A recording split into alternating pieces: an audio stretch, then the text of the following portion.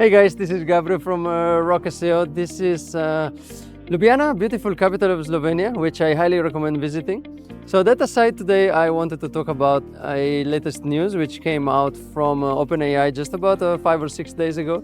So they've relaunched their browser, actually. It was in the planning for a couple of months, and I did mention this back in July. I will link down below the other video which I've done previously.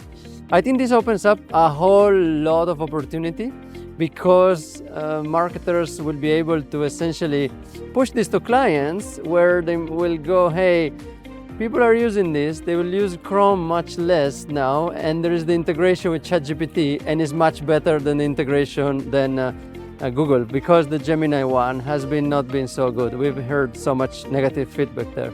So for now, we're still in testing phase. We've not tested too much this. So I would love to hear your comments if you've tested this new browser. What are your experiences so far? And also, have you had any feedback from clients? And if not, what are you gonna do about it? For now, I think I'm gonna position this as, hey, they've just launched this. One more reason to push conversational search. And if you don't know what it is, let's open the conversation. So I'll leave it at this, and let me know what you think down in the comments. Thank you guys.